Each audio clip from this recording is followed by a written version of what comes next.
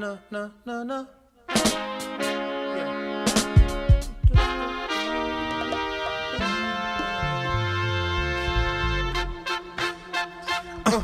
Hey baby,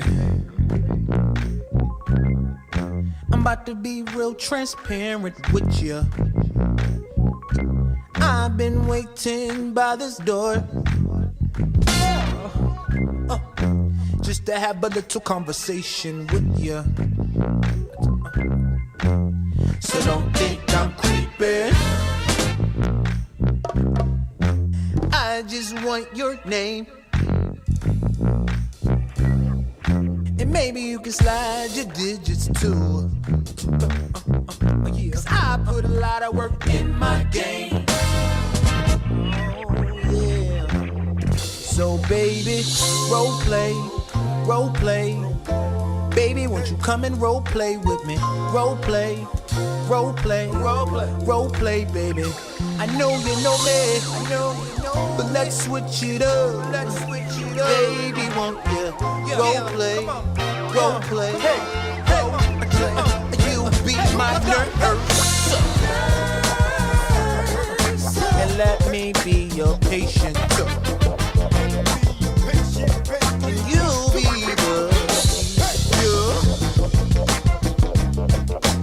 I'm gonna be your student. So let me role play. Baby, won't you come and role play with me? Role play, baby. Yeah, I know you know me. Let's switch it up. Baby, won't you role play. Mic check 1 2. We are live here at the Convos Lounge, and I'm going to decrease while the table behind me increases.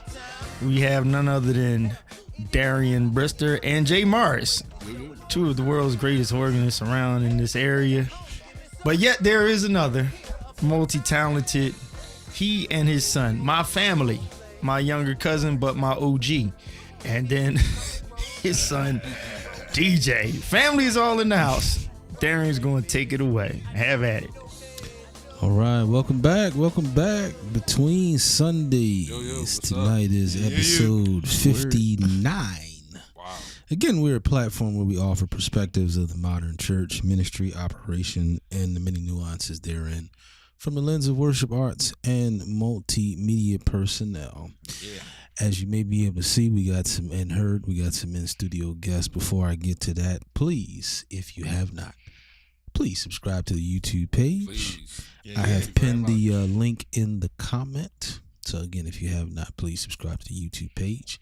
If you're coming in and you don't mind sharing the Facebook to your page, please do. Tag somebody who you think might be interested in the conversation. Come holler at us. Now, for our guests, we got Mainline Productions in the building. Mainline 1 and Mainline 2. Welcome. Tremaine Dunlap Jr. Thanks for coming, family. No problem. Yes. So since we got Mainline Productions in the building, we're going to pay some close attention to any sound questions that you may have. So please throw them in the chat. If you got any sound questions, particularly related to church, if you got video questions related to church, lighting, lyrics, we can handle it all. All right. In the meantime, let me do this before we get in. Tremaine has been with us a few times before. Yes. TJ, briefly, man, your own words. Tell us about your journey in the sound. Yeah. It's been a long one. I started with him. Started with OG over here. Yeah. Probably like. OG. Yo, what don't say? Oh man. He's OG. Right. OG over here. Yeah. But I started with him probably like what, 8, 9. Yeah, it's probably like 8 or 9. Yeah. Just plugging in quarters and we was at like a live recording or something. Started with him doing that. Yep. And then from there, did a couple of drum tech gigs, Nice. with my cousin and all that. Yep. And then from there, just worked my way little by little to getting behind the console. You know, started with X32, did the Wing Behringer. Now we on the Avantis. Nice. So just work my way little by little. I love that. It started little by little, man. It started little by little. A lot of people I don't think they understand how valuable, the beginning stories are. Because a lot of people, they see where we are. They get infatuated with where we are. And of course, they always want to know what's the fast track. Well, if I didn't get there fast, right. How you think I got something to give you to get there fast? Right. Mainline. I think I asked you before, but if you could remind us, tell us about your journey in the sound. Yeah. You know what? Listen, my journey. Let's start with me and that guy over there, man. I shared a lot, man. This started right on Fifth of Venango, man. Wow. I think I refreshed that one other time we were here before. We went back to, like I said, we started off with them Radio Shack joints with like the 4 faders, fam, with the big black knob, the realistic type moves. Yeah. Going back there. So I'm so always thankful for that and that journey. That's why I was and I know Fam was just over there just serving and working, doing some stuff in New Covenant, but was sharing it with them over there. He's another key for over there. I was like, yeah, that's where that history start from. Yeah. And you know what? It's something you said that, but I'm glad, like you said that, and TJ had that too. That's the passion part that we had, that you need that passion because that's going to keep you. I know me and you say this all the time, but guys, that if you in this field and then you in this field for the bag, you're not gonna last. And I'm gonna tell you that. Let me say it again. If you in this field and then you in it for the bag, and I'm gonna tell you why. I was watching something and I was sharing somebody because Deion Sanders said the same thing regarding like the football game. He was like, "Yo, he said I just always love the game. Deion was never worried about the bag. The bag was gonna come because he was Deion Sanders. It's the same thing what we all do. If you in it for the bag, you're not gonna last because in God, people know and can see like the passion and TJ, like I'm the one kind of with the words. He quiet and he just get out and do his thing. In the background. But I gotta say to add on with him that because he been out serving, doing jobs, with you, D. He been out with Andre Hauser. I had him out with Sam, different various ones because I want him not to just grow with what we doing, but just go out in the environment and be a sponge and grow. But every time, he went out to work with somebody, you said they just like, yo, his hustle is in him, like his heart and his go and his motor. Yeah. And that's what it's about. That, like you said, that's going to keep us there. So, man, for me, I started there, and that was great for me starting there. Like, when we started there, man, I'm just so thankful for them days, man, because that showed us in those early days on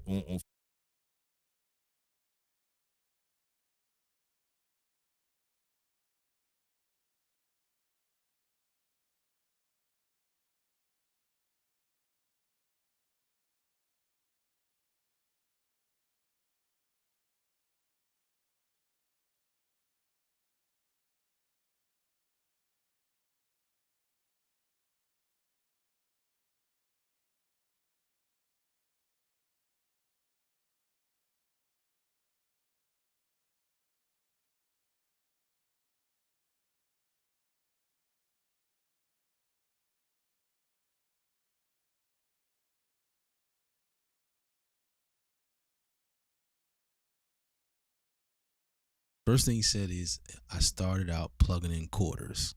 Let me translate that. Quarters are 1/4-inch cables. Yeah, right. So that's what he meant when he said I started out plugging in quarters. He did not say I started out on the board. Right. You gotta start somewhere. One more time. Right. He did not say I started out on the board. Right. Now, it's okay if that's what sparks your curiosity. I think the disconnect happens when whatever sparks your curiosity becomes your expectation of where you start. Yeah, you gotta start small. That's good, bro. That's good. You gotta work to get to get up to that level. Because you're looking at a destination. Yeah. But there's a path. There's a path. It's a path. So, getting into our topic, Mainline, we've been talking about production in worship. Okay. The good, the bad, the ugly. Yeah.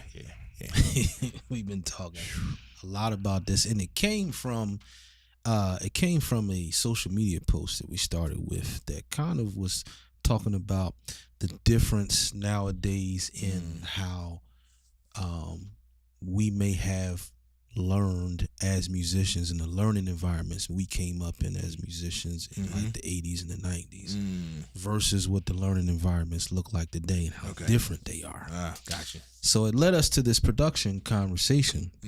So last week we were talking about the difference between the production side of things in the worship service 80s, 90s before versus modern day. Gotcha.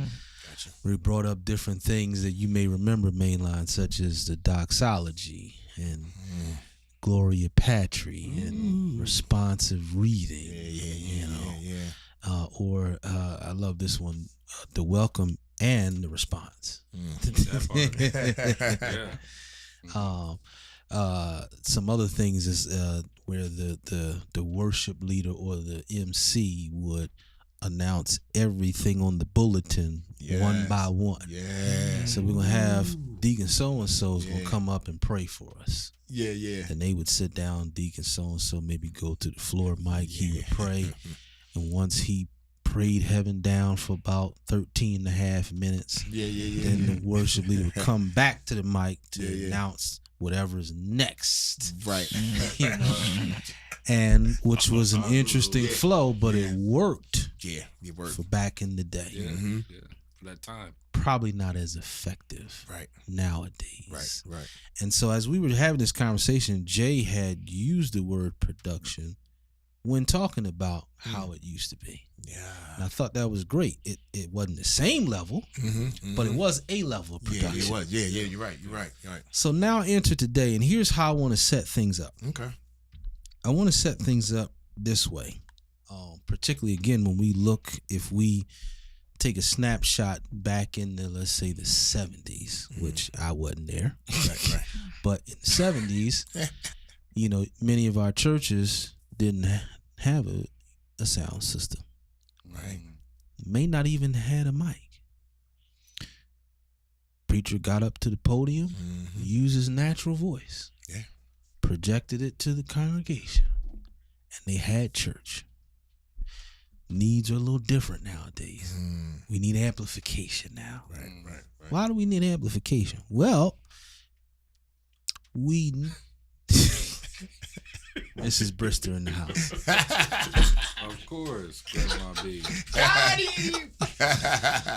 So we need amplification nowadays because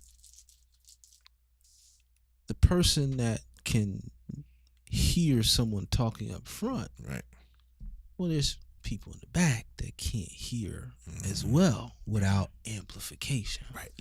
Without a mic, without speakers properly positioned. And when we start to go down that rabbit hole of we need amplification for the preacher, whoever's singing, and the only way we can get amplification, we need equipment. But we can't forget this. The equipment needs operators. Oh my Lord. Let me walk that back real quick. Yeah. We needed amplification so that everyone in the congregation could hear with at least a similar experience. Well, to get amplification, gotta have equipment. But here's what we can't skip. Because this is where Deacon Baxter comes in. That's exactly where he comes in. Deacon Baxter.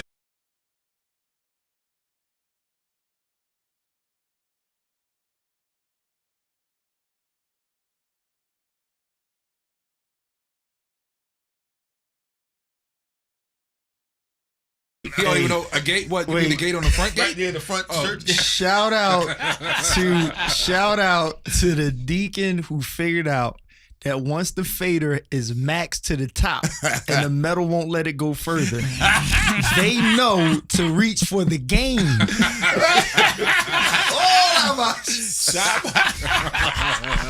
To the metal.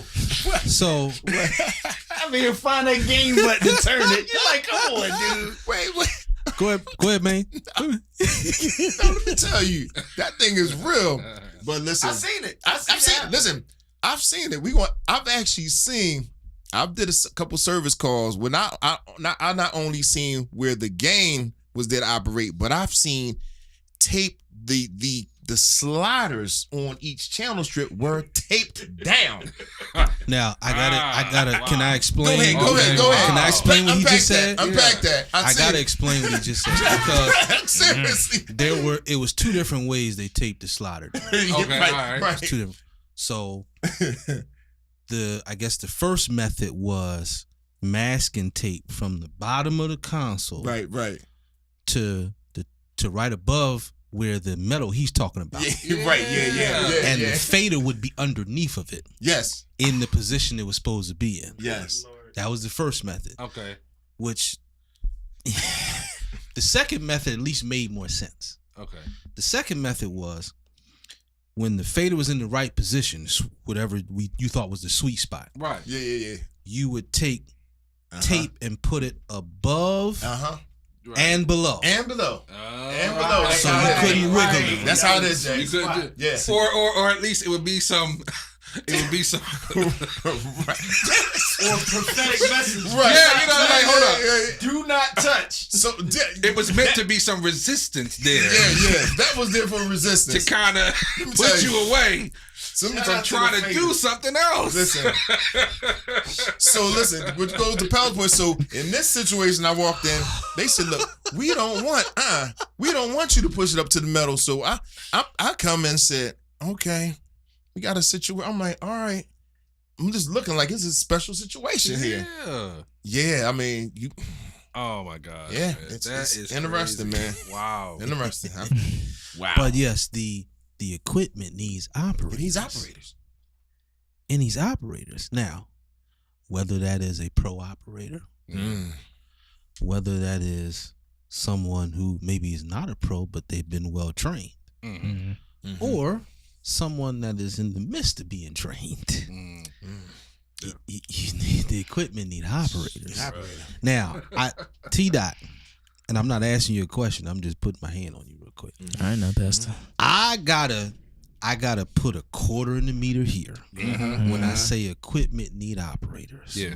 Because I'm really throwing shade. Let me just go ahead and admit it. I'm really throwing shade. Here we go. Moment here. There you go. Yeah, you put it on him. Put it on him.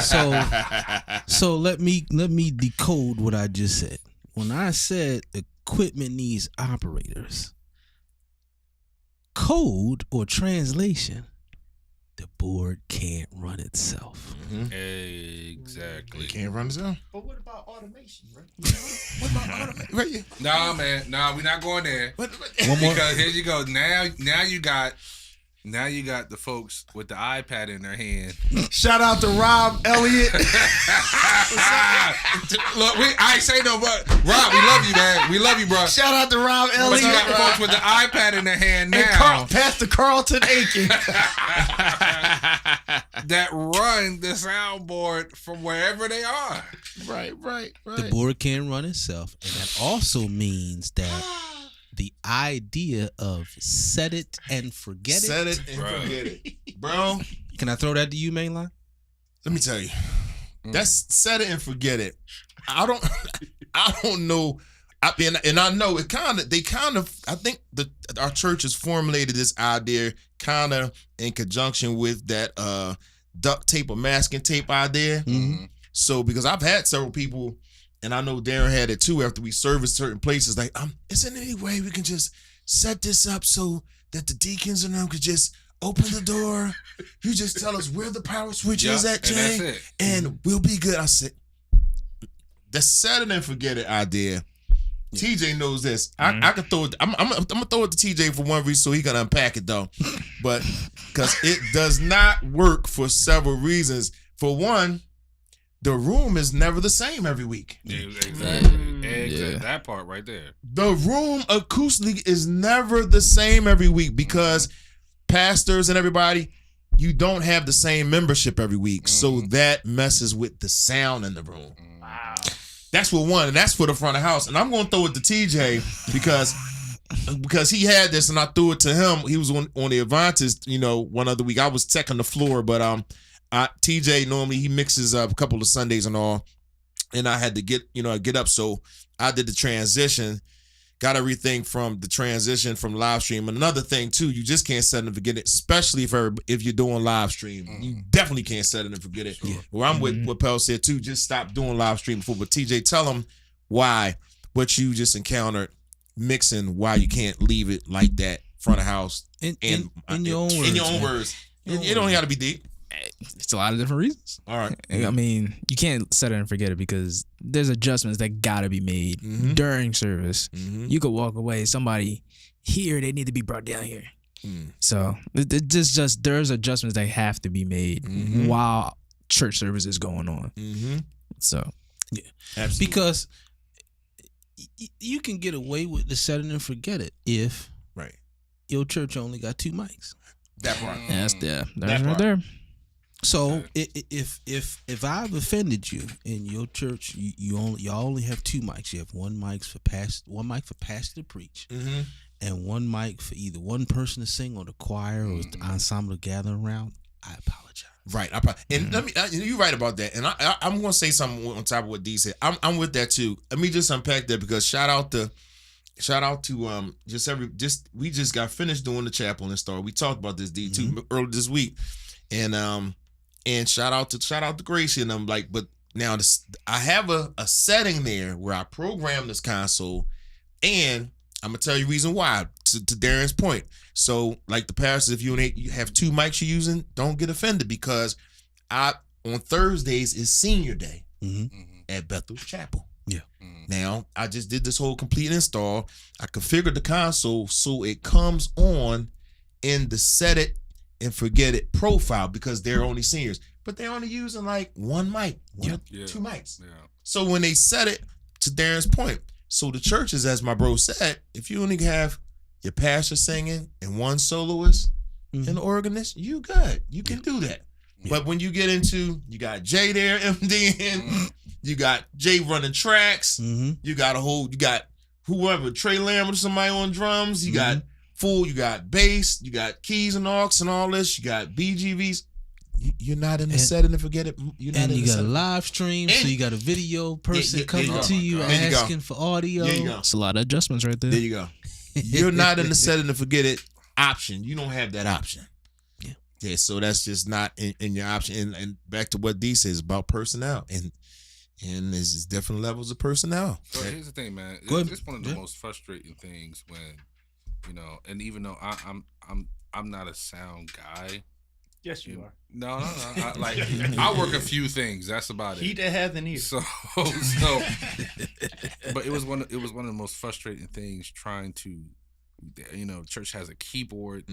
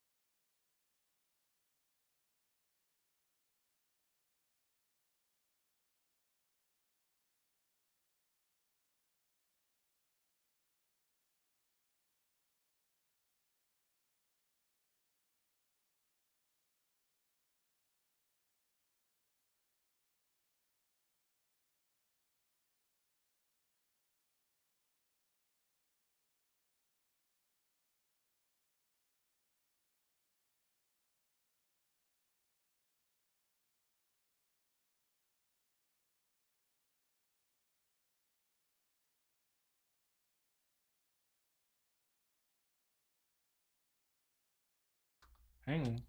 Try it now. 1, 2. So what? Let us Nobody know. want to say nothing? Yeah, Rodney said something. He was the Julian, first you person ain't I say saw. nothing. Go Julian ahead. just said something. Yeah. It's All you right. on. Y'all Cool. let us know if we in the comments. Yeah, But go ahead, Cool, man. cool. Okay, I wanted to say what Jay was just touching on as far as like, you know, your system not being able to handle.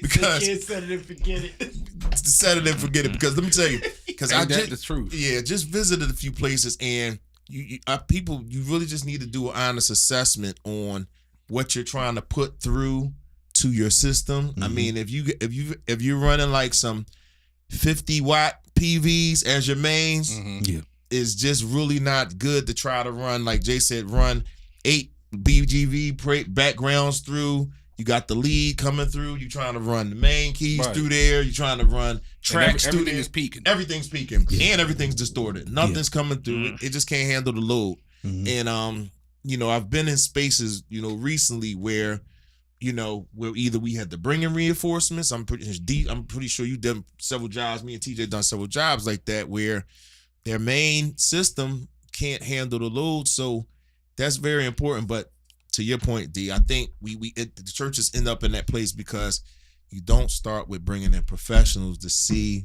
what you need to get installed to handle what kind of load you're doing. So We're going to come back there. We're going to come back there. All right. Here's where I want to take production with our conversation tonight. All right.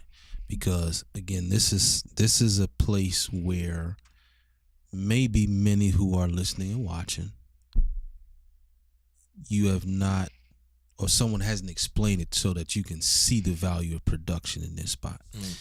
But you may remember me saying that production is merely just the working or the melding together of multiple different parts. So here's where I'm going. Where I'm going is the value that production brings to worship is that now the vital aspects of the experience, the preached word, singers and musicians, audio, video, and then your congregation. They all meet. Why? Because we have people in those areas communicating with each other. Guess what, y'all? Production. When the pastor in the pulpit communicate with the singers, the music pit, who also is in communication with audio and video production. Or else, if we're all just nilly-willy, working separately, what do we think those results would be? Let me rephrase my question. If we have the pulpit, they do what they do, the music pit just does what they do, audio does what they do, video does what they do, and there's no communication. What do we think those results look like in worship? Wow. What do we think that product is? Not good. So again, as I said last week, there is many instances where we are misusing the production approach.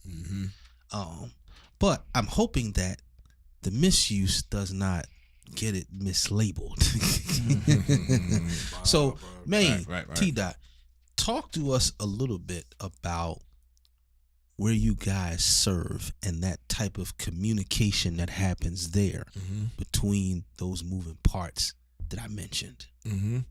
So, so we serving at we're at Bethel Deliverance International there, serving with the under Grace, the production coordinator there, and Rob Brickhouse is the music director, minister or so there, whatever his title is, coordinator or something.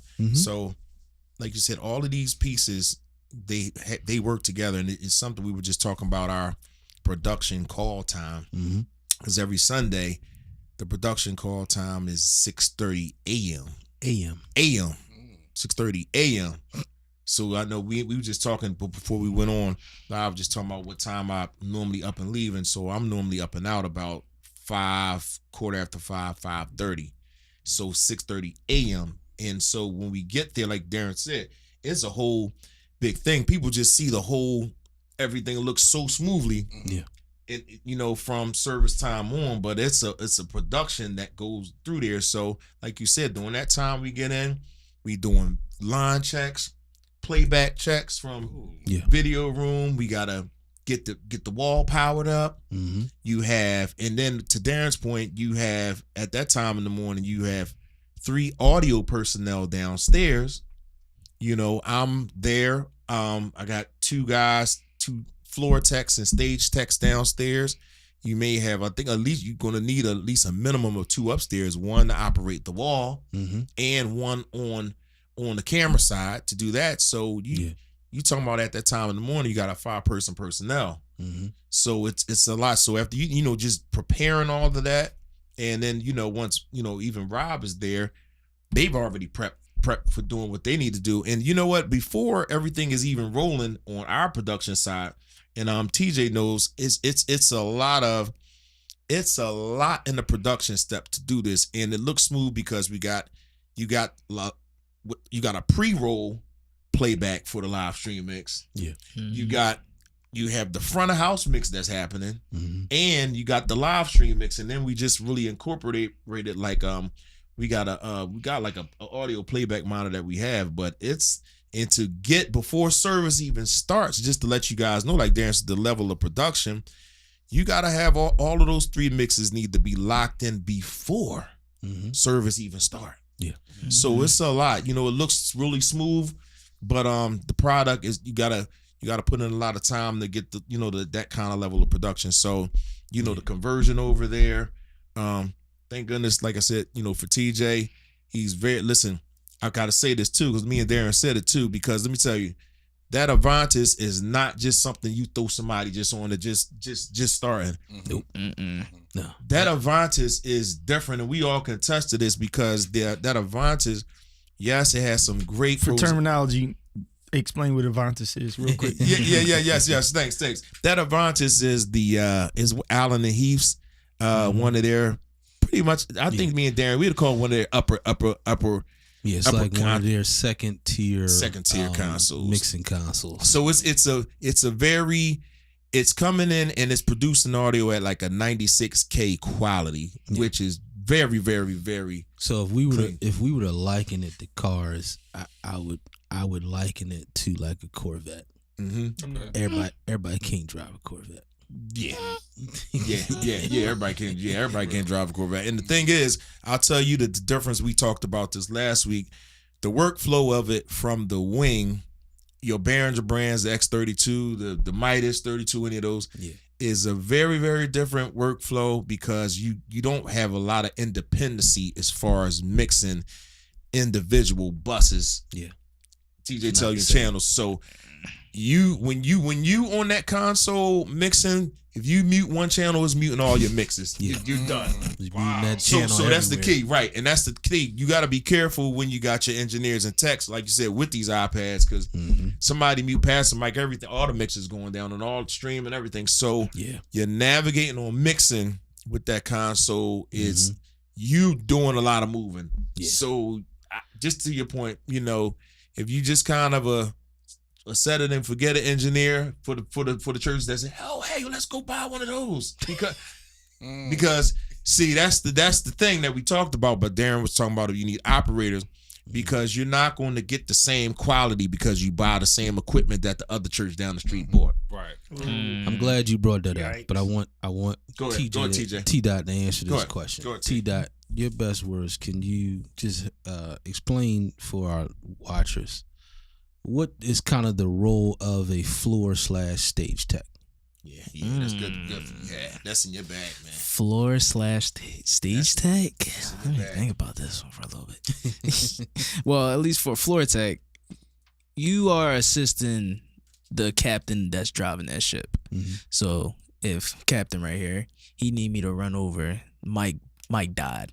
Go change the batteries real quick. Boom, boom, boom. Change the batteries. My one of the speakers that's a front fill or side fill need to get adjusted, slide it over. That's your job as a floor tech.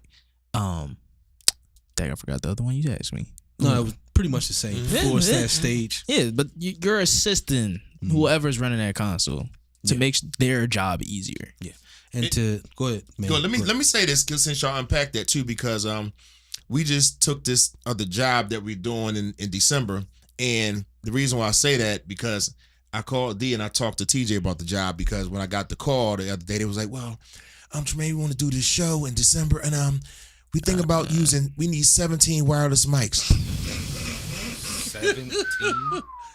So and the reason why I say this, so I unpacked it with him. I said, "Well, let me get in and assess what we really going to need to use for this, Jay." And the thing, I want to unpack this for the tech thing. So when you have a high count like that, even though I think we're not going to be using all those in one shot, but you can't do any of those jobs without a stage tech or floor tech. Let me tell you, that's not a job that you see what I'm saying. That's why I want to unpack that, because you can't hire just like me, D, or just bring an engineer in that night to do, okay, you can come in, we got everything here. Yeah. Those jobs cannot work without somebody being up front. They are very critically important, just as much as the person that's on the desk. Absolutely. And sometimes I actually put TJ back to mix, and I like to run the floor for a few reasons, man, to just check on different zones, see what's happening in them spaces, to hear, and it helps us to, just get better quality. And because the reason I asked that is because,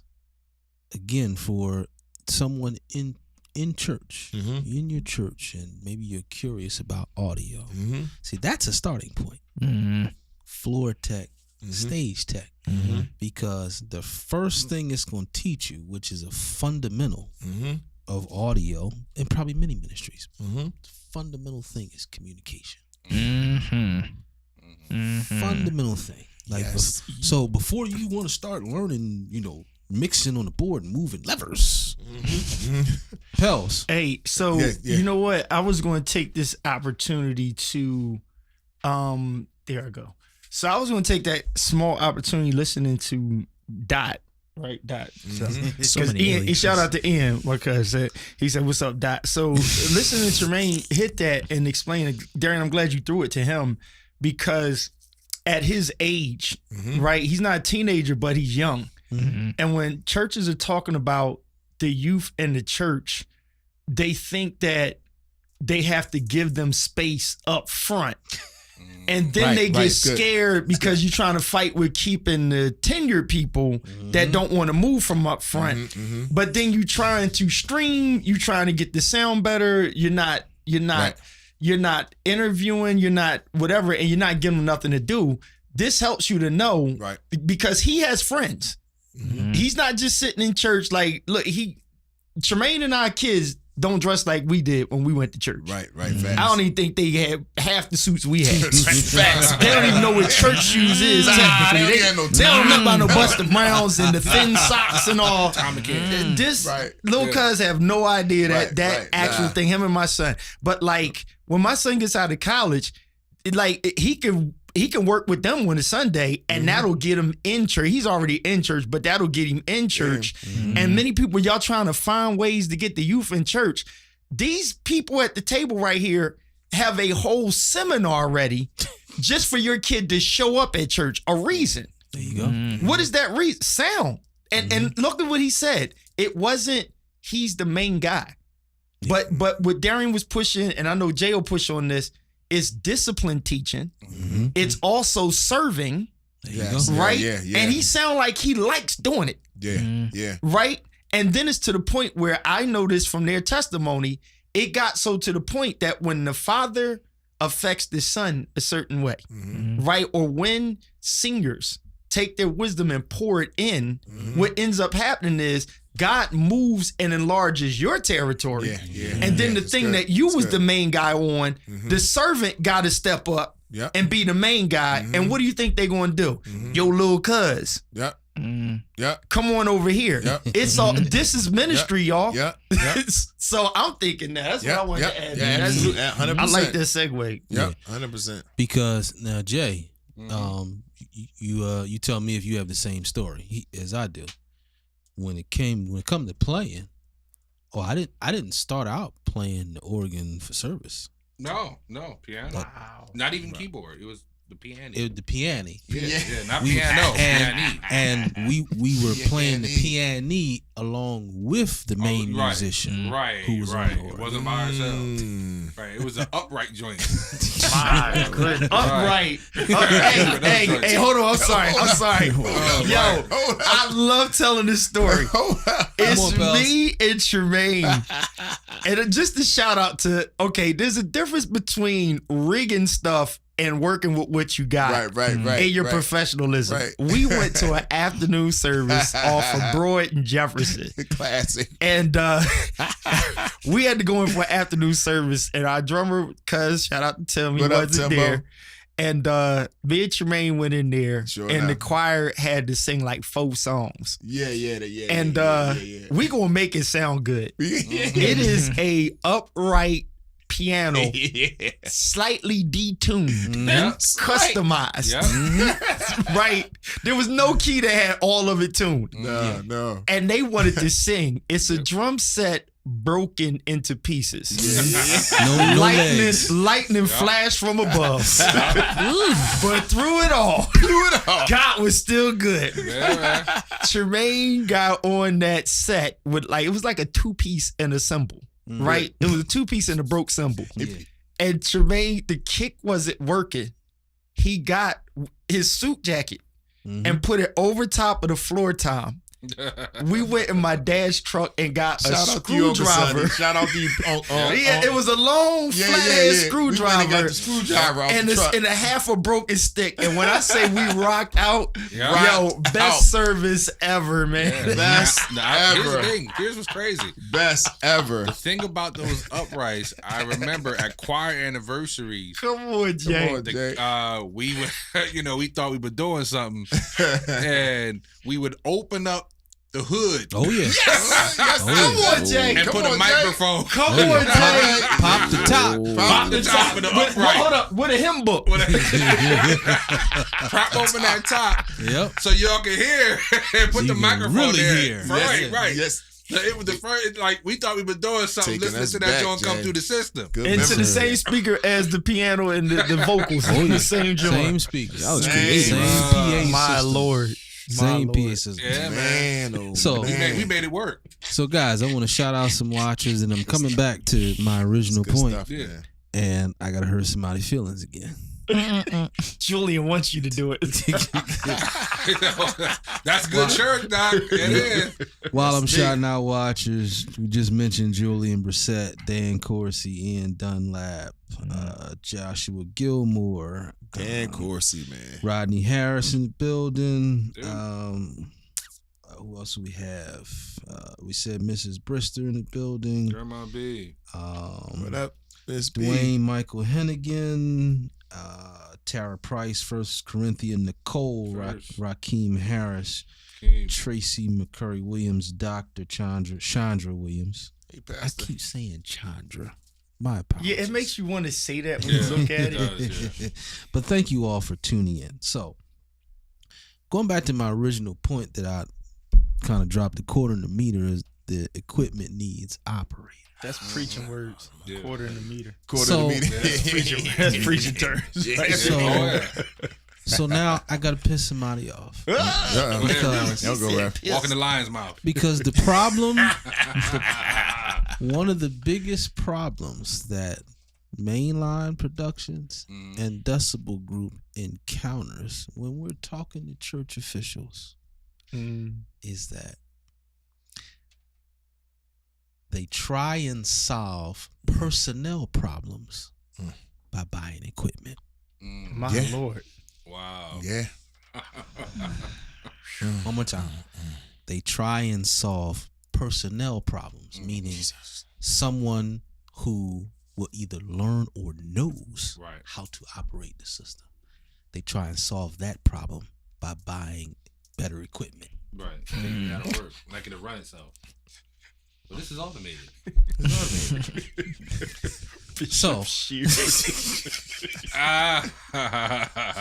So, sorry to be the bearer of bad news. Sorry. Wow. You cannot solve a personnel problem No. with equipment. Not at all. You cannot. Wow. When you're looking for certain results, wherever you got them from, because that's your business. Mm-hmm. If you watching online, somebody else, you trying to keep up with them, that's your bit. But when you're looking for results, specific results, Yeah. but you don't address it from a personnel approach,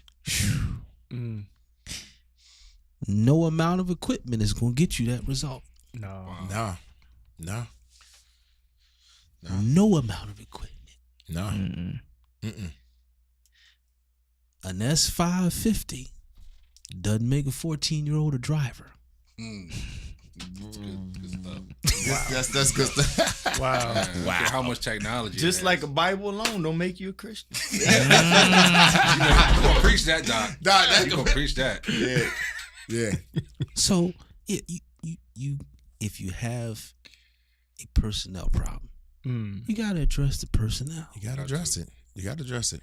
And there are a few ways to do it, but you have to address Gotta do it. the personnel issue. I think the last time you were here, Maine, I talked about how for me, I'm very hesitant in many church spaces on just giving them a new board.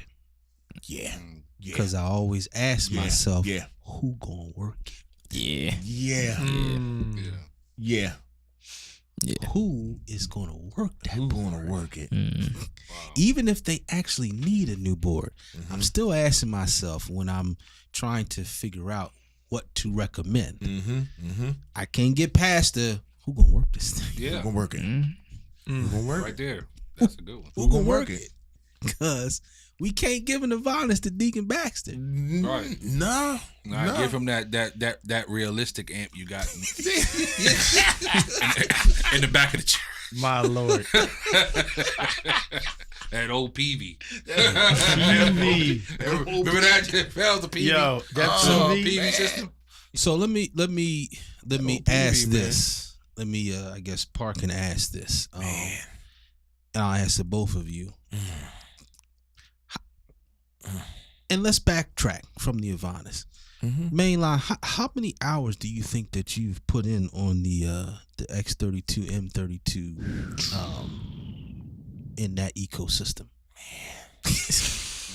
Ooh. A lot. Too many hours. Oh man. A lot of hours. It's too many to even calculate how many hours, but you need to understand, in each piece of gear that you have, you need to make sure you have a clear understanding on maxing it out.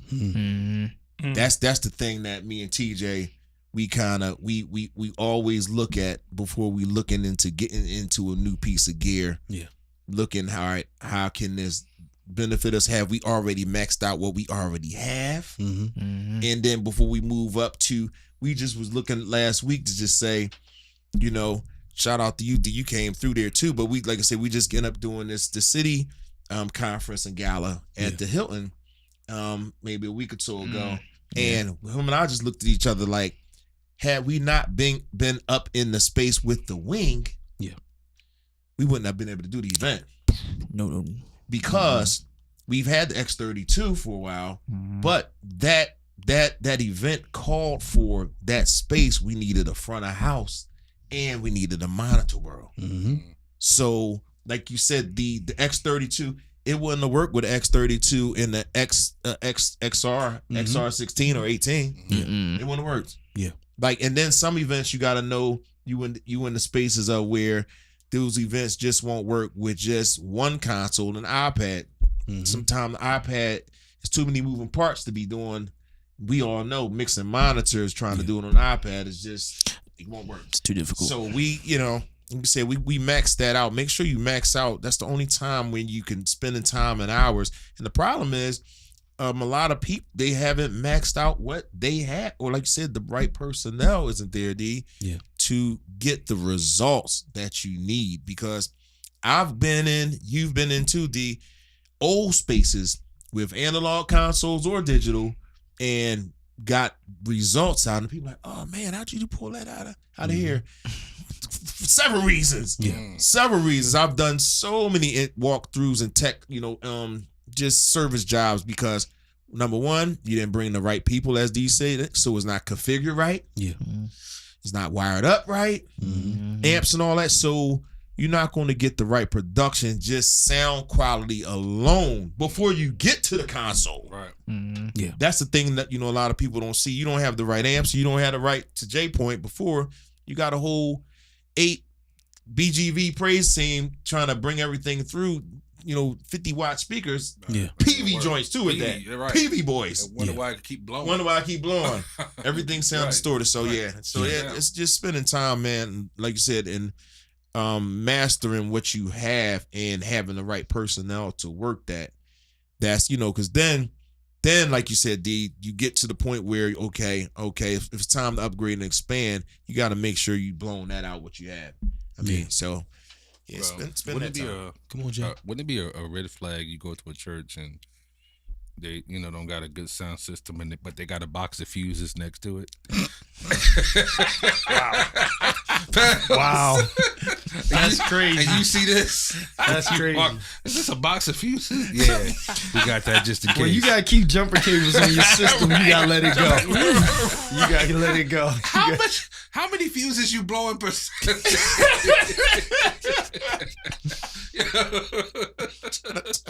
Oh man, let me stop. No, shout out that. No offense. Oh man. I'm sorry. Oh man. So yeah. I recently had a call at a church. Okay. And they believed, when they called me, they believed that one or more of their power amps blew. Because they weren't getting sound in a certain area. So I walk in, I look at the amps that they have, which are, good amps. And so I said, okay, hook something up to their mixer, played it. Wasn't hearing the sound like they said. Right.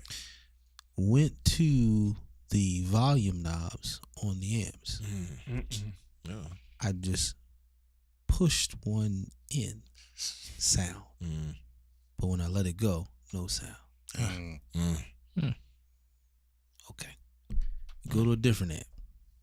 Same thing. Try to turn it a little bit. Certain spots you get sound, certain spots you wouldn't. Right. Okay. And again, they're thinking it's blown. It's not blown. What's going on? So these particular amps, they have this same issue after like a few years, depending on where you keep them at. All it is it's pretty much dust build up on the back side of the volume knobs. So the chassis just has to be open. You got to blow it out with like some compressed air. Wow. Good to go. Yeah. Imagine if they didn't call someone who knew how to assess. Right. Yeah. Imagine if Pastor went on Sweetwater.com himself. Right. Yep. And just purchased. Whatever he purchased. Just purchase. Oh man. Or if Trustee Johnson went on Sweetwater. This looked like a good amp. This looks good. Have no idea of how amps and speakers work. Yeah. Have no idea. Jeez. None. I bring that up in terms of value because you mentioned this earlier, man. the value of. Sometimes you gotta call professional. You gotta call professionals, man. Listen, sometimes Not sometimes. he said not sometimes. Yeah. Me personally, I am not going to try and fix anything in my house that has to do with plumbing. Nothing. Right. Know your limits. Ain't gonna do it. He said, Nope. You check me out. Nope. He said, Absolutely. You check me out. Move on. Check Move on. Not Oh, gonna do it. Yeah. Not gonna do it. But I bring that up. That's another example of trying to fix a personnel issue with equipment. Right. Yeah, and to your point too, D, because we just various, even just had various situations where, like I said, me and you spoke about this. You can walk into a room. I told you, people just throw me questions like, if I'm listening to something, me and you talked about this a few weeks ago, and people, well, nah, I think this speaker is out. I think that mic is bad.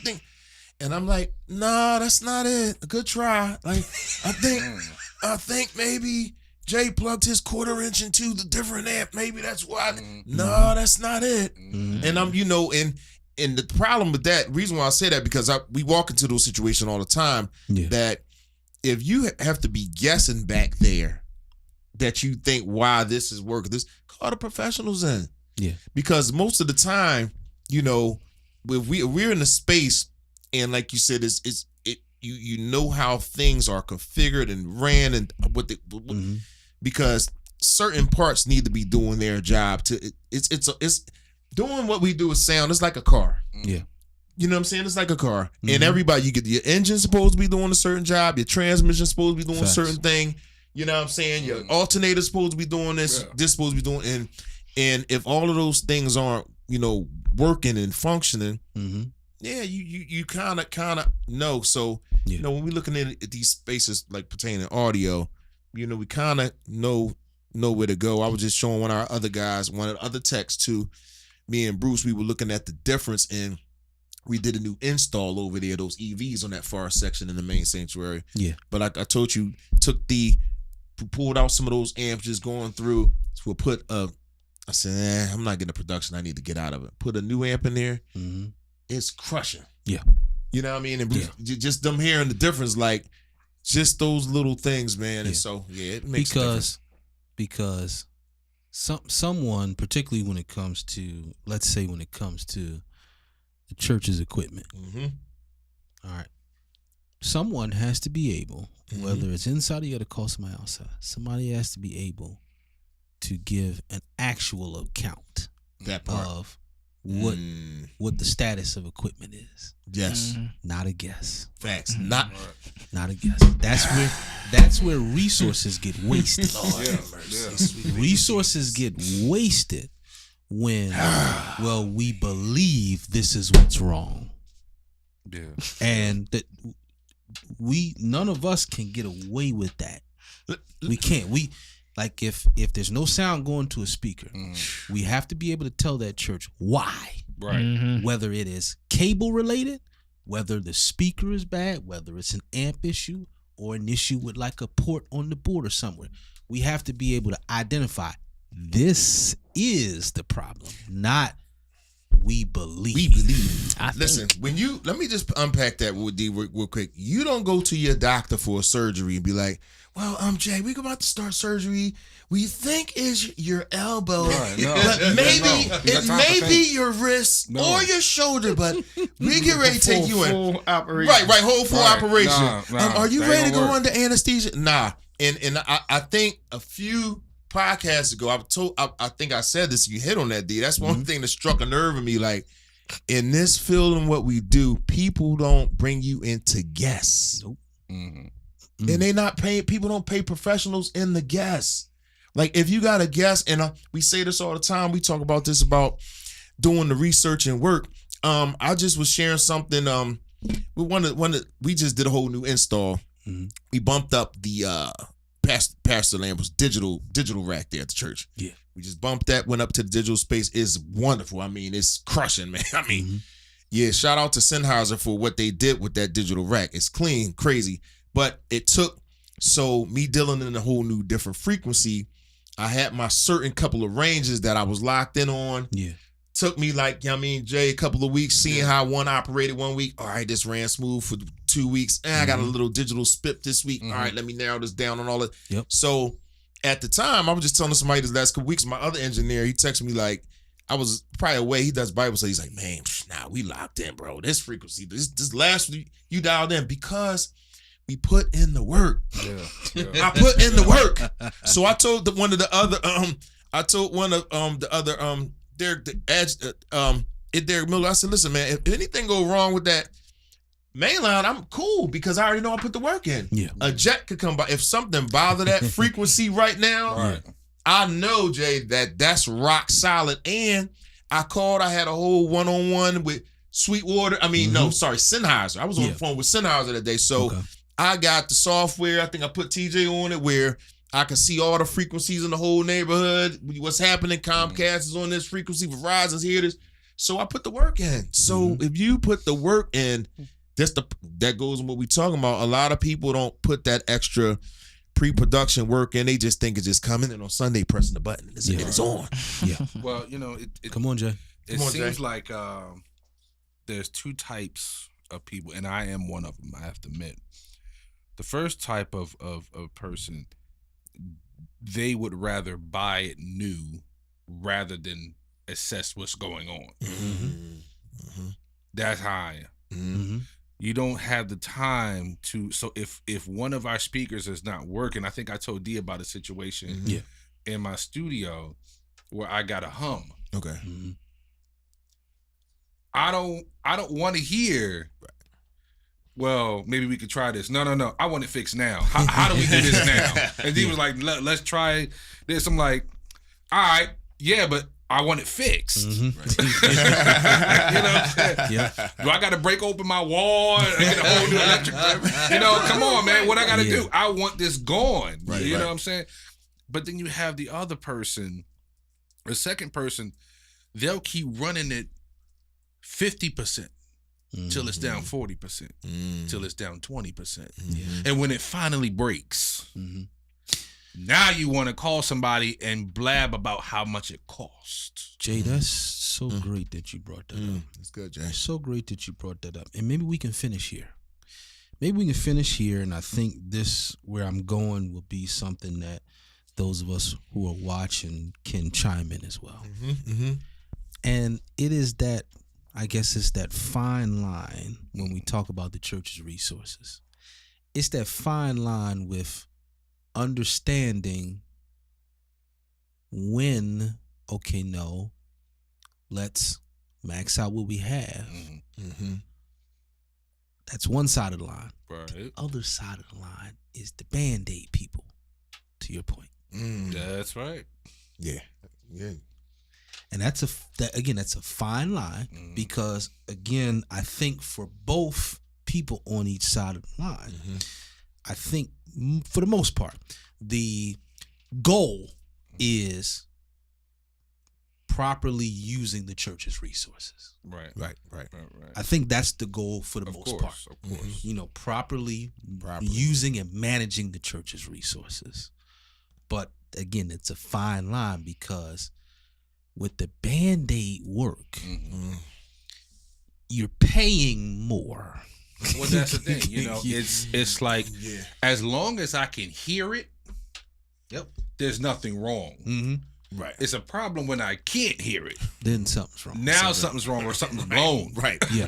You know what I'm saying? Right, Jay. Now you want to call somebody in when all you had to do was clean it. Was clean it. Proper maintenance. Proper maintenance. Now we getting into instruments. No, don't go there. Now we getting Don't go there. to the Hammond. Yeah. Now we getting there because the Hammond was built. That was built to last 200 years. Yeah. We know that. It was built to last if it's maintained. Yeah. Most of the Hammonds we have were built in the 60s.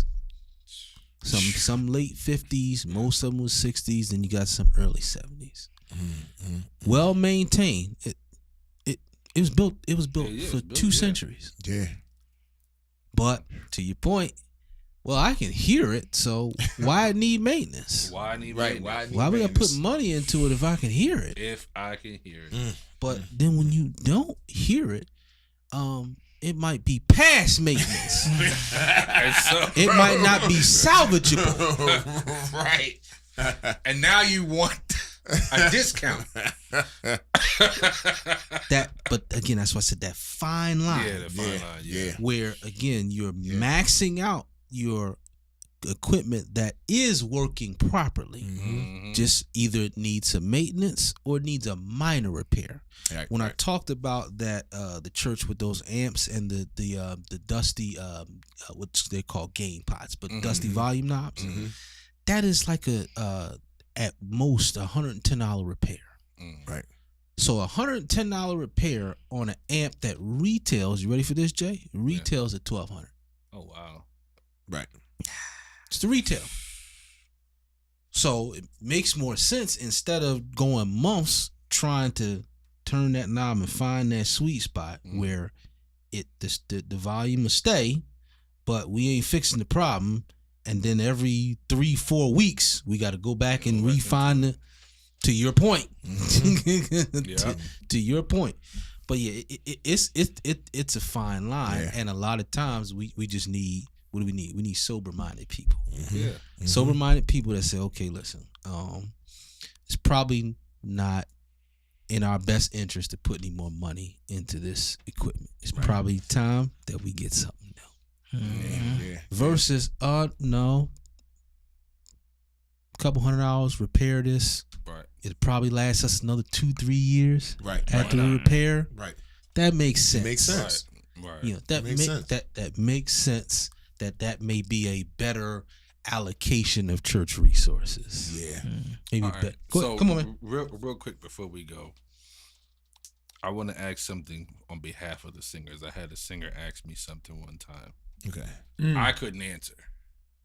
Okay. She asked. He says, she got upset because I told her, don't bang on the top of the mics Ooh, to see if they're working correctly. wow.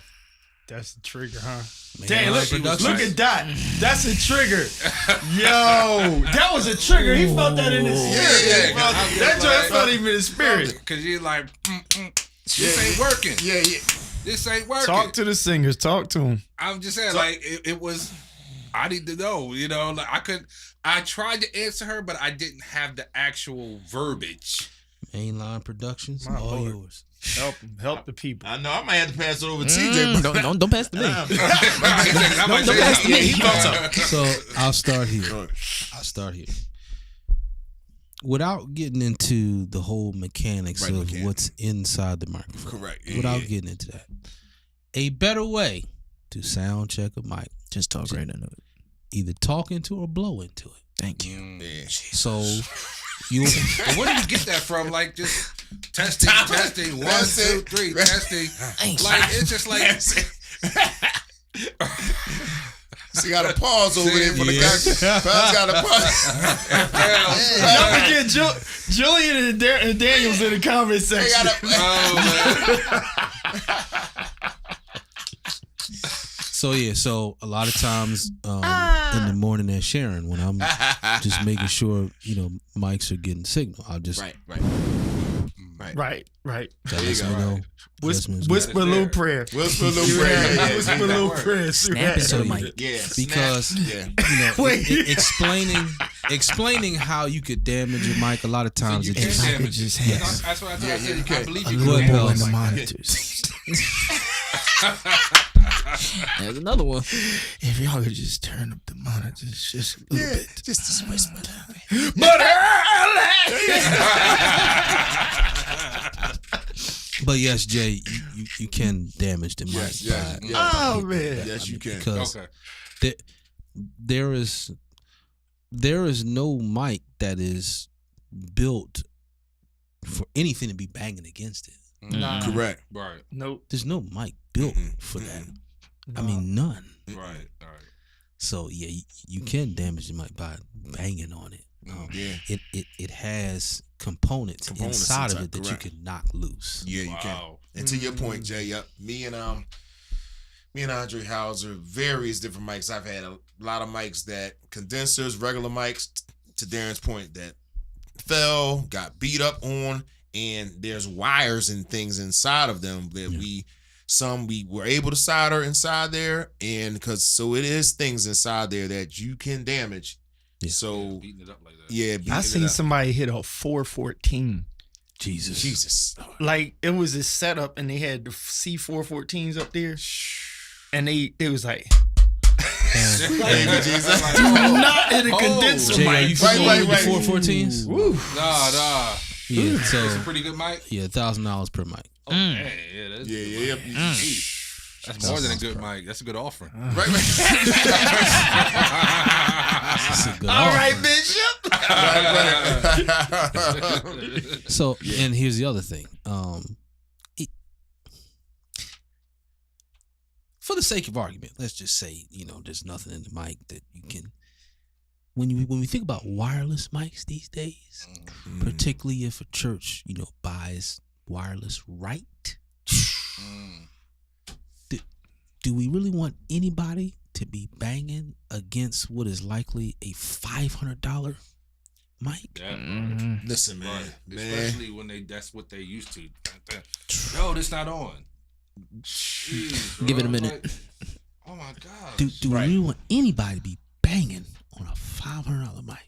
Because this is what I said to someone. I said, well, if you believe that a mic could get damaged by being dropped, then you, by definition, have to believe that you can damage it by hitting it. On it. Exactly. Right. By definition. Right, exactly. Yeah. And most people will tell you, oh, you don't want to drop the mic. Right. Definitely want to drop it. Well, it's not no difference. Yeah, I mean, because here's the thing, man. Like, there's nothing that grinds my gears. I can understand it from that point. There's nothing that grinds my gears more than coming in and seeing somebody try to, turn on the organ and they just hit the run button and just leave it on. Yeah. And you and they don't know, and they this means run. What? Click. But wait a minute. What about the piano players that hit the organ keys as if they're piano keys? I just like, Bruh. oh my God. Hey, y'all talking. I'm telling y'all, Foolishness. I ain't gonna say name of church. I had to preach at the church that I was helping them out playing, and this Sunday I came and I seen the organist stand like the key was. Let's say the key was A flat. Mm-hmm. He's stomping on the C pedal. No. Stomping on it. Neither one of the two brown drawbars were out, but he's stomping on the pedals. My soul was hurting sitting there. Yeah, man. Like, wow, dude. And then when he got happy, he actually was going to the 4 and the 5, to the 6 and the 1, with no brown drawbars out. I'm like, why are you actually moving the foot in a key that you're not in? So basically what you're doing is you're rhythming with your left foot. And so playing the keys down on, their hands, but the bass, there was no bass. He was running the bass up top with his left hand, or going keys up top and then chord on the top drawbar, but the pedals are off the entire time, and he's banging on the pedal. Man, my soul was hurting, bro. My soul was hurting. Oh. Now here's the real quick, Corsi. I'm gonna just answer this. I want you to hit that one. Go ahead. Corsi, man. What's up, Corsi? Real Please quick. hit that switch one. Now, I'm gonna hit the switch one. Now, here's the thing. The reason why you see some cats that hit the Leslie switch in between every chord, because they don't understand the assignment. Right. It just is what it is. They don't understand that it's an expression. Right. Yeah. It's just simple as that. Wow. The Leslie switch, just like the expression paddle, it's an expression. And if you doing this and that, this and that, this and that every 5 seconds, I know exactly what Daniel talking about. Dude, like, come on. We used to have styrofoam under the one joint. They don't understand the assignment. Now, from the second point that you made about playing in Tim's, I have played in Tim's. If you know what to do, you all right. But if you don't, I played in motorcycle boots. And if you don't know anything about Jay. Motorcycle boots, That's good. It got the extra, pieces underneath. Yeah, so good, so understand if you know what to do. It don't matter what shoes you have on, or some wear no shoes. Yeah, you know what I'm saying. Now I ain't saying being on there barefoot, nothing like that. There's cats that do that. But either way, traveling shoes, right? But if you know what to do and understand the assignment, man, any type of shoes work, man. It's just your preference. Mm-hmm. Yeah, that's what I think. Shout out to Smurf, plays with his sock.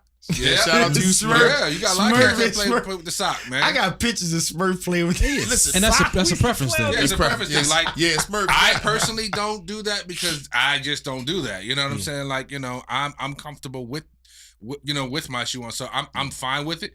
But you have some that have learned like that and comfortable with it and are able to get great sound with it like that. So I had someone years ago. Someone caught me on the organ for morning service, playing without my left shoe, and they were like, because they see me play for years, right. Never seen me play without my left shoe. My lord! So they came to me after service. Is there a reason you played today without your shoe? He was on holy ground. So right there. Here's the backstory. Backstory was, it was snowing that morning. Okay. I thought I put my shoes in the car. Didn't. Got it. So I had boots. The boots. Okay. So now I would normally play in boots, but I did not want to get the pedals wet. Yeah. I got it. Yeah. So I'll just play without it. Right. You see the last one? Yo, if I catch anybody without a sock on the joint, that's a violation, man. Let me tell you. If we not in South Africa, you out of pocket. Definitely out of pocket. Only women can get away with that.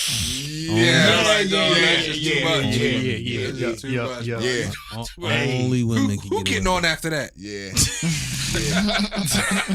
Yeah, that's crazy. But yeah, shout out to shout out to Smurf and Corsi. Actually, we just was in the car listening. So that's the Corsi that do Brandon Jacobs joint with Smurf. Oh yeah. Yo, man, you were crushing Corsi. Me and TJ was listening to a mix pulling up here, man. Listen to some mixes from Jay. Dan is an assassin, man. Yeah. Yo, man, you crushing, doing your good work, bro. Tell him that every time I see him. Yep. Listen, we getting out of here. Here's how I want to wrap up. Just kind of going back to how the production brings all of the moving parts together. Yeah. Man, you talked about the 6:30 call time, where now. So, for instance, walls going on. We running playback. We running announcements, things of that nature. Because I think you guys do video announcements, correct? Right? So, in essence, now there's a communication that happens, right? Where they are playing the video announcements so that audio knows, okay, let's open that up, hear how it sounds in the room. Yes, and we got somebody, and Gracie's on. She's up with us 6:30, 6 o'clock in the morning too. Yeah. On the production side, listening to the live quality on the other side. Yeah, that's ministry. So you know what I'm saying? So it's a whole full thing, and let's not even forget about we got not only we all take these out on events like comms for us and all our whole stuff. We got comms on the floor. Yeah. So let's not even forget about that level of production where as we not only mixing at the front desk, but I got comms, TJ got a comm, every tech on the floor got a comm, because sometime in the mix, I may be looking in the mix, looking on the Vantage, maybe one of the praise team mics died. I can see it on the console. I'm pulling the comm down. I'm coming out the mix once I'm locked in. Yo, TJ, you run up there. Boom, rebat, mic 3 up. Like that is important. So like you said, there's a lot of levels and layers to this production. Speakers stop working. Yo, go check So it's a lot of levels. Or man. going back to the floor tech, the stage tech, floor tech may be in a zone that whoever's at the board can't hear as well. Floor tech says this zone is not real hot. He relays that information. Production. If no one comes to the mic and says we will now have our video announcements, how does video know it's time to play them? How does audio know to open that line so it can be heard? There you go. Yeah, that's good. Communication, production. Yeah. All right. If there is no communication with the music pit on how many songs is needed, how do we know how to prepare for Sunday to minister to the people? Production. Yeah. And again, we're probably going to be beaten at this point for the rest of the year. Yeah. Just again to communicate not only the benefits, but I would say the need. I would say the need. I think there's an old school mentality. Yeah. That we don't need all this production. We don't need all this hoopla. Oh yeah. All the stuff. We don't need all this hoopla. Yeah. No, I would submit for most congregations of all sizes. Yeah, you do. Yeah, you do. Yeah, you do. Yeah, you do. There's not a door-to-door salesman going to churches saying, "You want a live stream?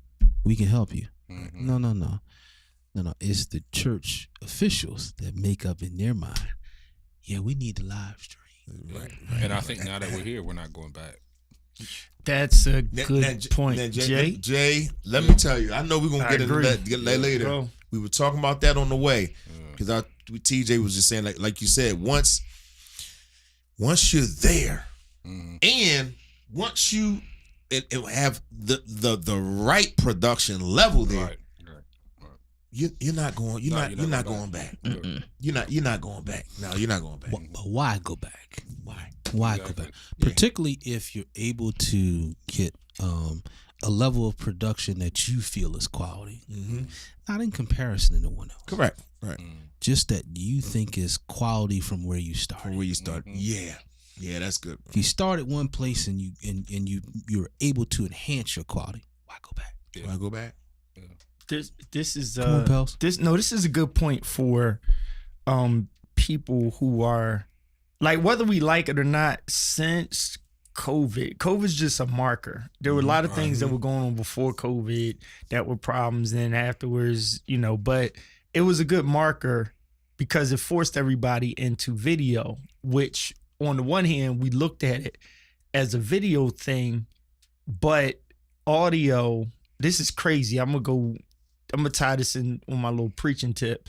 Faith cometh by hearing, right? And then there's in the beginning was the word, right? But then the word became flesh.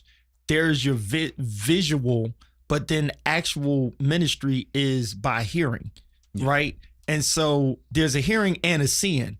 But what it shows in church is the hearing is very necessary because we got bigger churches because of how the world is with sound. We heard these guys bring up back in the day, there was no microphones. Yeah.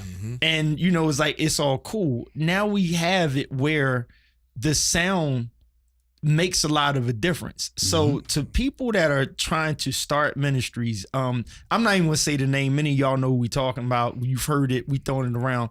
There's a ministry out there that has like top-notch sound quality. That's just on point. And I've showed it to a couple of different pastors, and in confidentiality of our conversation, they were like, "Hey, I need some help. What do you think?" And I'm like, "Yo, check my brother out that do this ministry here." Right. And I was like, we're not getting into theological discussions or X, Y, and Z or blah, blah, blah. Right. But what we're going to get into is, I think this is where you're trying to get to. And they listened and they was like, yo, woo. Well, what we got to do that? Right. Exactly. Yeah. So there's two types of church. There's the person that's trying to start ministry, but then there's the ones who already had the ministry going, and you're trying to update it's like the way we do church now is like showing somebody your old two-way pager. Right. And saying, yo, try this for communication. It's like, right. or you give them your old clamshell phone. It's like, no, you going to be like, you at least need an iPhone 15. Right. Y'all see where I'm going? Right. You can't give somebody your old iMac or your Apple IIc. Yes, sir. That's not going to do it. So your ministries Right. you can't pull the Apple IIc out the closet and say, can we use this for the listening? It's like, you got to stop, recalibrate, and really focus in on, sit down and think of what is it that we need before you start throwing out. It's really about the word and it's about ministry. If that be the case, just go stand like you selling cookies on the corner and just minister. But if you're trying to do like church service and you're trying to draw people and stuff in, we are at a point where you just can't I want to say the word, you can't just rig it. Right. You got it, because if you rig it, it. it's not going to work. Because when you get that singer in, when you get that young man in, that young woman that needs something to do, you have not even invested in a board. And listen to what these guys said. Do you have the biggest problem that Darien said he has, or Tremaine, either one, is when they say, okay, here it is, preacher, pastor, you go, oh, we're going to get an Havana. Or whatever that thing is, right? We're going to get that Allen and so-and-so. You got the budget, you get it. The next thing is, who's going to work it? That part. Right. Yeah. Right? And if your ministry don't allow for young people to come in because you worried about how they look, how they dress, X, Y, and Z, be more direct. And this is where, I'm going to shout y'all out, this is where you sow into businesses like this. Yes, sir. Do you have a training program? Yeah. How much does it cost to train someone? Y'all hear what I'm saying? I hear what you're saying. How much per hour will it take to train someone in ministry to work this here? Not, can I watch you? You in my way. Right. If you have any spare time, no. Yeah. How much?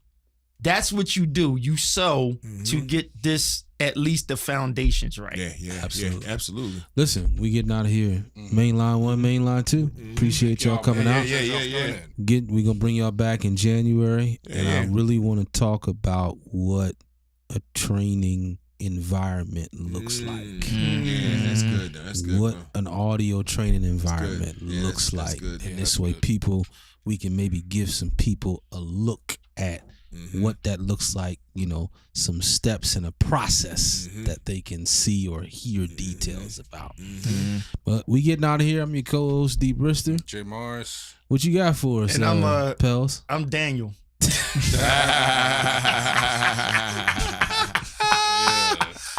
I'm Daniel down in the corner. Look. Thank you for joining, Daniel. We appreciate you in the comments. That's him, right? Ain't that him? That's him. He looked the same on every picture. He said, I've never Look, seen he's like this dead. picture. So, Dan, that's from Zach Williams' Ring the Bell back in Is that April. from the Yeah. Okay. That was the Ring the Bell concert. I think he was playing for AJ Collier that night. Okay. And we was like, this Negro in the organ. I didn't know who he was. I was just like, and listen, this is funny because Darien was like, Darien knows what I don't know. I'm like, Jay, sometimes I may not know certain people, and I'm looking like, yo. I was trying to look where that church was from, that shot, because I never seen that's that. Brian shot. Jackson joint. Yeah. And look, I was sitting there and I was like, yo, dude is fire on the This guy's fire. And they said, they was like, Darien give me that look, was like, yeah, he good. Oh, yeah. That boy nice. Yeah. So shout out to, I'm still talking. I'm behind your face there. Yeah. Well, yeah, cold, man. Yeah, Absolute you cold. assassin, Yeah, man. Yeah, definitely cold. Absolute sure. assassin. So listen, next week, tune in Monday next week. Oh, yeah, Monday night. Tune in Monday Yep. next week. Okay. Monday next week instead of Thursday. Then we'll be back the following Thursday. But Monday the 10th, We'll be here earlier. So yeah. we going live around 7 this way. 7:00. We can try to get out of the way of the Eagles game. Yeah. Oh yeah, nice. Yeah, that's it right there. Feeling that. So we will see y'all on Monday. Take us home, pal. All right. Oh, you know what? I ain't even queued up. You know what? Y'all gonna laugh at me, but once this. I want you to just reach out for a moment from where you are and just greet Shout out 10, to 12, Jamar 20, Jones. 30, 50, 75, 125 people and tell them this is the Lord's church. Jesus is Lord. I like that. This is the church. Woo! Yeah, that's Jamar playing on this. That's back when he was there. Yes, sir. Some hell shall not prevail. This is the Lord's church. Jesus is Lord.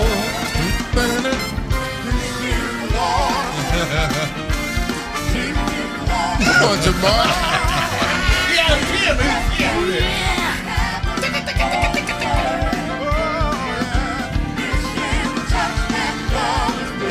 that over? That loud, that one?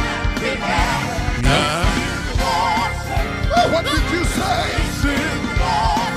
Whose church is it? Whose church? He said, upon this rock, I'm going to build my church. And the gates of hell, it will never prevail. It's a hand-clapping church. It's a foot-stomping church. It's a sanctified church. It's a glorified church. Whose church is it? Jamar, come on. The Lord.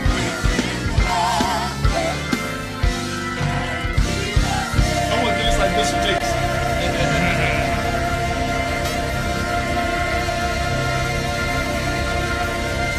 What's the organ? What's the transit story?